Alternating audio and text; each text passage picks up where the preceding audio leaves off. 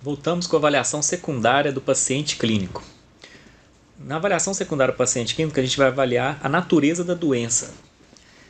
A suspeita da natureza da doença é importante no atendimento pré-hospitalar porque pode definir a conduta de cuidado e monitoramento no atendimento pré-hospitalar, o grau de urgência, ainda que o paciente não tenha sinais de gravidade na avaliação primária, necessidade de apoio, já que algumas emergências devem ter sua terapêutica antecipada no pré-hospitalar, necessidades de apoio aéreo para transporte de pacientes que estejam longe das unidades de saúde pactuadas em cada região.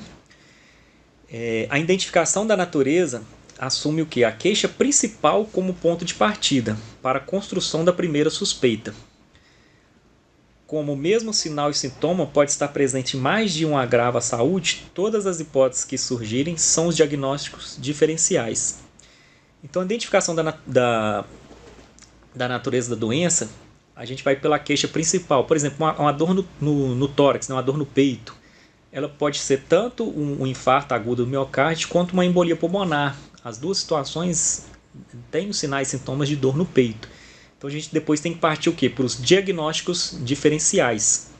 Lembrando que não só vítimas de traumas graves também pode ter necessidade de apoio aéreo. Uma vítima de maus clínicos também, a gente pode também pedir um apoio aéreo. Principalmente em locais, em regiões que não há um centro hospitalar de referência, então ela pode precisar de ser deslocada uma grande distância e só o transporte aéreo vai conseguir salvar aquela vítima. Ao avaliar o paciente, o socorrista deve o quê? Identificar condições crônicas de condições agudas ou agudizadas, em especial em pacientes idosos ou com comorbidades prévias. O que seria isso? Condições agudas, elas dizem respeito aos sinais e sintomas antes existentes e que aparecem de forma súbita. Condições agudizadas já dizem respeito ao conjunto de sinais e sintomas que já estavam presentes, mas que aparecem em episódios de exacerbação. A exemplo, tem a hipertensão ou distúrbio glicêmico, ou da dispneia para pacientes que apresentam doença pulmonar obstrutiva crônica. Então, tem que observar ali se aquela pessoa, por exemplo, ela já tem uma condição clínica ali de uma hiperglicemia, mas pode ser que em um certo momento ela tenha alguns picos, né, dessa glicemia. Então, tem que avaliar se aquela condição dela é uma condição aguda ou agudizada. Etapas da avaliação secundária do paciente clínico. Então, a gente tem que seguir algumas etapas, como no caso lá da avaliação secundária do paciente de trauma. No clínico, entra o mnemônico OPQRST, que são perguntas que a gente vai fazer para a vítima para identificar os sinais e sintomas que ela está sentindo. A gente tem também o SAMPUM, igual na avaliação do paciente de trauma, e a gente tem o exame físico também. Só que o exame físico ele é mais o quê? Dirigido quando a vítima consegue falar onde que ela está sentindo a dor ali, os sinais e sintomas, ou ele é geral. Geral quando geralmente a gente pega uma vítima que está inconsciente, uma vítima irresponsiva, que ela não consegue falar o que ela está sentindo, então o socorrista tem que fazer uma avaliação da cabeça aos pés, igual no paciente de trauma. Os sinais e sintomas também devem ser avaliados na vítima de caso clínico, principalmente em casos clínicos, que os sinais e sintomas podem ser afetados por causa de alguma comorbidade que ela vai estar apresentando. E para avaliar os sinais e sintomas, a gente entra no mnemônico OPQRST. Cada letra significa o que a gente vai procurar saber daquela vítima. Por exemplo, o O é a origem ou início. Por exemplo, a origem da dor. Essa dor se originou aonde? Originou aqui no centro do meu peito. Quando iniciou? Hoje de manhã, hoje à tarde. Então isso seria o O. Provocado por ou a paliação. A gente vai perguntar, essa dor no peito, por exemplo, foi provocada quando você começou a fazer um esforço físico? Então, para saber o que causou aquela dor. A qualidade seria o quê? A qualidade da dor. Essa dor é uma dor de pontada, é uma dor de aperto, é uma dor ali de facada, de fincada. Então, para saber como que está sendo aquela dor. O R de referida ou irradiação. Por exemplo, essa dor no peito, ela está referida só no peito ou ela está irradiando para alguma outra parte do corpo? Então a gente tem que saber isso. Eu estava com a dor no abdômen, mas agora também está doendo a minha cabeça. Então é importante a gente saber se essa dor está se irradiando ou se está referida só em algum ponto do corpo. A severidade da dor é perguntar para o paciente se de 1 a 10, qual que a classificação que ele daria para essa dor, sendo 10 a dor mais forte que ele está sentindo. Então a gente tem que saber a severidade. E o tempo, há quanto tempo está sentindo essa dor?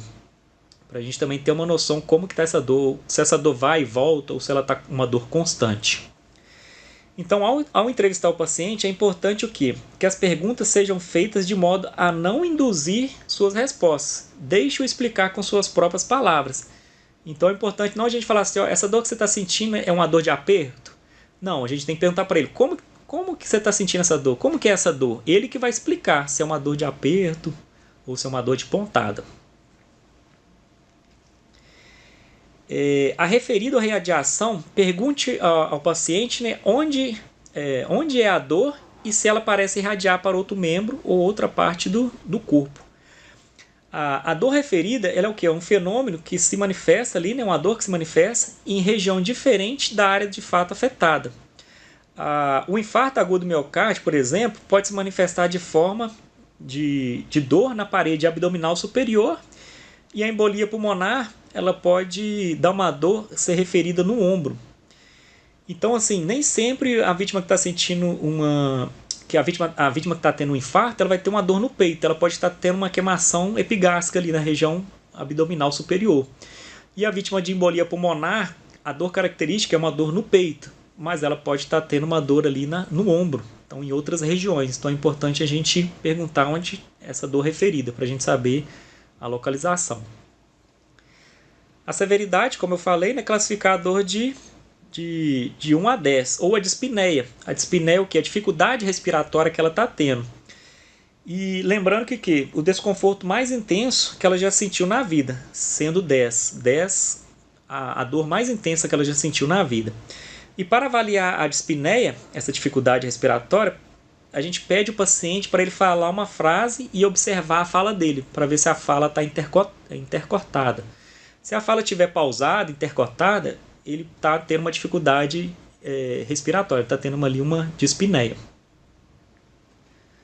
Vamos lá, no SAMPUM aqui a gente também tem um SAMPUM no paciente clínico. No SAMPUM a gente vai aplicar o mnemônio também avaliando sinais e sintomas, no caso do S, que é investigar a queixa principal. Alergias, se tem alergia a algum medicamento, algum alimento, medicações que faz uso, medicamentos que o paciente faz uso possuem relação com alguma comorbidade que possa sugerir a provável causa dos sinais e sintomas. Por exemplo, o paciente já faz uso para hipertensão, para infarto, ele já faz um uso para o coração, vamos dizer assim. Então a gente já vai procurar o quê? Pode ser que ele está tendo algum problema ali naquela doença que ele já tem. Perguntar pelo uso adequado da medicação prescrita. Então pode ser que o paciente já tenha uma comorbidade, por exemplo, uma hipertensão, aí foi medir a pressão dele, está alta, mas ele tomou o medicamento, se ele fez uso do medicamento, então tem que saber se ele fez o uso da medicação que já é prescrita para ele. E investigue se o paciente fez uso de alguma medicação para alívio dos sintomas, determine qual medicação e há quanto tempo e se houve melhora ou piora. Então, por exemplo, ele estava sentindo uma dor no peito, ele foi lá e tomou uma medicação lá própria para a pessoa que tem problema de coração. Esse medicamento que ele tomou melhorou aquela dor que estava sentindo? Se melhorou, já é um sinal que realmente ele está tendo aquele problema, porque o remédio foi específico para aquele sinal e sintoma que ele está tendo. Então, é uma informação importante. O P, de passado médico, problemas de saúde e preença. Pergunte, por exemplo, por gestação ou puérpero. Puérpero é o quê? É a gestante que já teve o bebê após 6 semanas após o parto. Então ela pode ter alguns sinais e sintomas ali por causa dessa gravidez recente, por causa desse parto que ela teve recente. Pacientes com histórico de trombose venosa, por exemplo, mesmo que já tratada, indica propensão para a formação de trombos que podem levar a sinais e sintomas de dispneia quando associados à embolia pulmonar. Então o paciente que já teve uma trombose, ele pode ter outras, e essa trombose, onde teve a formação dos trombos, pode desalojar e ir percorrendo a corrente sanguínea e se alojar em alguma artéria do pulmão ali e causar uma embolia pulmonar. Então é importante saber que esse paciente que já teve trombose, ele pode ter novamente e dessa trombose surgiu uma embolia pulmonar. A última alimentação.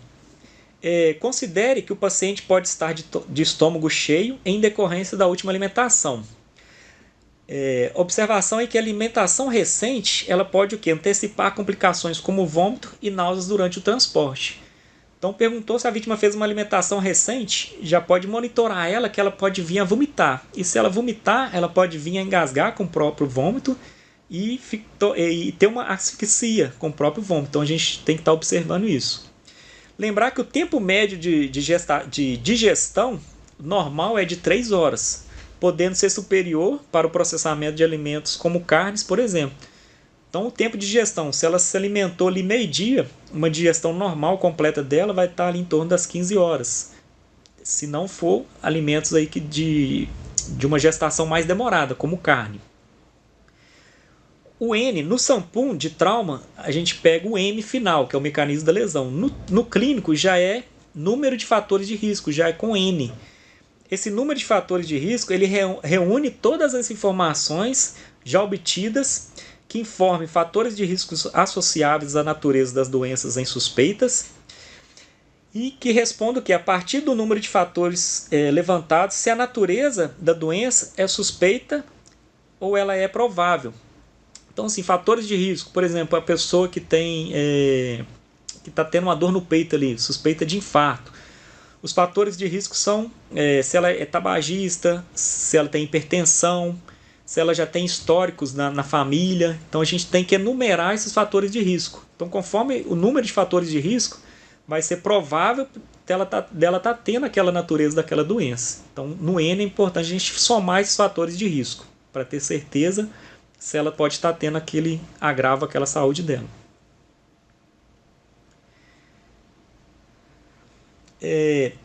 Terminando o SAMPUM, a gente parte ali para o exame físico geral. No paciente clínico, a gente vai vir avaliando, né, da cabeça aos pés também, caso necessário. No exame físico também, a gente tem um exame físico direcionado, né, que só para o local que ela está sentindo a dor, ou geral. No geral, a gente vai avaliar igual no trauma, da cabeça aos pés. Então, na cabeça, no pescoço, a gente vai observar o quê? Nos olhos. Se ele está tendo uma cor amarelada. A cor amarelada pode indicar o quê? Cirrose. Aquela vítima está tendo problema de cirrose. O olho fundo, presença de olheira, o socorrista deve buscar o quê? Por demais sinais e sintomas de desidratação presente em distúrbios hiperglicêmicos. Aquela vítima que está com o olho muito fundo, ela pode estar desidratada. Quando a vítima tem distúrbios hiperglicêmicos, uma glicemia muito alta, ela tem vários episódios, ela vai urinar mais vezes durante o dia, então ela começa a desidratar por urinar bastante. Observar nos olhos se há lacrimejamento, que é suspeito de acidentes com animais peçonhentos, ou a vítima que está tendo uma cefaleia ali muito forte, ela começa a lacrimejar. A ptose palpebral, ela pode ser uni ou bilateral, também pode indicar o quê? Um acidente com animal peçonhento ou o AVE, o acidente vascular encefálico. A vítima não consegue ali manter os olhos abertos, então a pálpebra dela fica caída. No nariz, a gente vai avaliar sangramento e secreção. No sangramento nasal, ele pode o quê? Decorrer em decorrência de acidentes com animais peçonhentos também. Podem gerar esse sangramento. A secreção, ela pode ser de um lado só da narina ou dos dois lados, ou bilateral. Na boca, a gente vai avaliar edema nos lábios ou na língua, sangue ou vômito na cavidade, hemorragia gengival ou mucosa desidratada ou seca. Então há vários agravos aí que pode fazer dar edema na boca ali, por exemplo, um choque anafilático, uma alergia que a pessoa está tendo, o vômito ali, que nem no caso, se ela tiver alimentado pouco tempo, ela pode ter vômito. Algumas doenças também geram náuseas e vômitos primeiro, então a gente tem que estar observando esses sinais aí na boca dela. Na face, o vermelhidão, que também pode ser o que? Choque anafilático. E o edema de face também pode ser causado aí por uma picada de algum inseto, alguma alergia, algum medicamento. E é extremamente importante que pode vir a obstruir as vias aéreas da vítima se ela tiver um edema de glote. A glote dela causa um inchaço e bloqueia a passagem de ar. Então é extremamente importante a gente avaliar esse vermelhidão na face dela.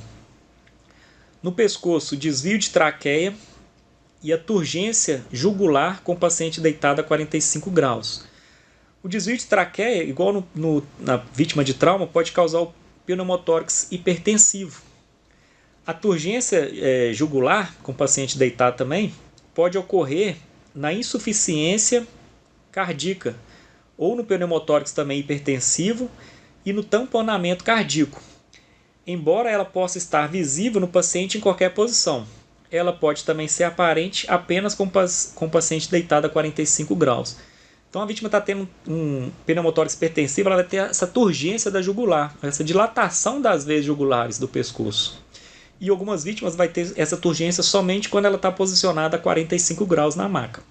Na avaliação do tórax, tem que realizar a ausculta pulmonar, conforme o Mabon de APH, igual no caso do trauma. Vai avaliar ápice, base, verificando a ausculta pulmonar.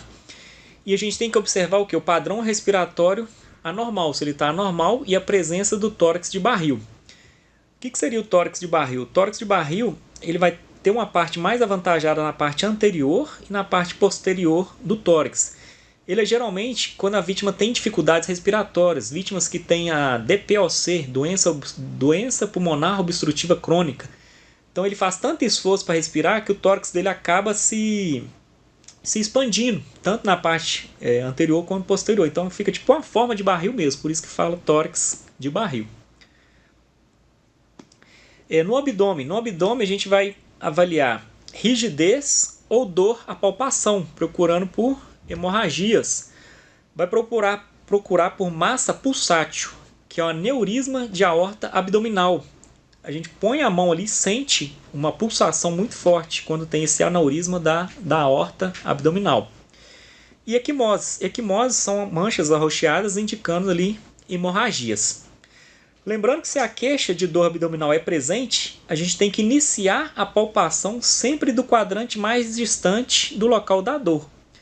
Então, se a dor na parte abdominal está na parte de baixo, a gente começa avaliando a parte de cima mais afastado do local da dor possível, sempre iniciando do local mais afastado.